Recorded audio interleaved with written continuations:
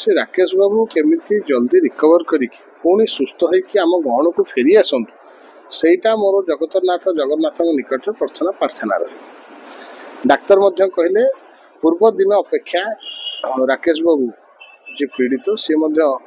Recover करुँच सी बर्तमान बसिले कथबार्ता अल्प अल्प ठारे कर आम चाहिए सी एक सुस्थ हो जातु सुस्थ होइकी फेरी आसतु।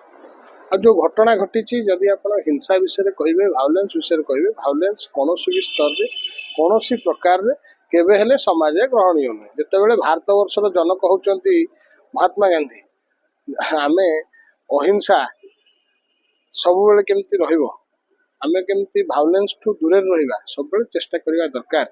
जदि भायोलेंस से कथा समीक्षा हम परीक्षा हम जदि तार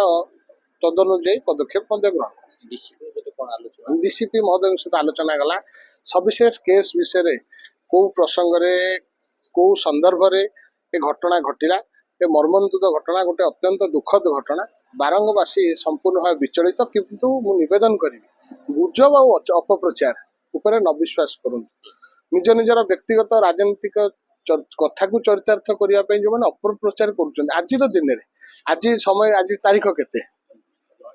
31 तारीख गत काली सी गोटे अपप्रचार चलला से राकेश बाबू ना कौन ठीक एक कथा किए से अपप्रचार करुच्ची। आज मु आह्वान करा चाहे आपण सम्मुखें वर्तमान समय मेडिकल को जाई देखा राकेश बाबू सुस्थ गाँव सभापति गाँव मुरबी गुरुजन समस्ते आसछन बारंग अंचल से देखिले जे राकेश बसची ठारुची नमस्कार कला गाँव गुरुजन मानू किंतु सेठी गुजब काली कौन थिला 2 दिन हम कौन चलती गुजब एक कथा को आम क्षांत रहा दरकार ना या गणमाध्यम प्रतिनिधि मैंने आपण मैंने जो गणतंत्र चतुर्थ मोर निवेदन ए अपप्रचार आ गुजब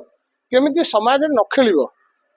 ए गोटे गुरुत्वपूर्ण अति संवेदनशील घटना से आपण सहयोग करने निवेदन करी डीसीपी सहित सविशेष आलोचना है कौन केमती एग्जामिनेशन कराहब कौन परीक्षा निरीक्षा कराहब समीक्षा करा जाई कार दोष त्रुटि दुर्बलता रही विरुद्ध कार्यानुष्ठान भी हम। एई वीडियोटी आपनकु केमिति लागिला कमेंट करि जणांतु। धरित्री लाइव रो यूट्यूब एवं फेसबुक चैनल को सब्सक्राइब करंतु। अधिक खबर पई लॉगिन करंतु www.dharitri.com।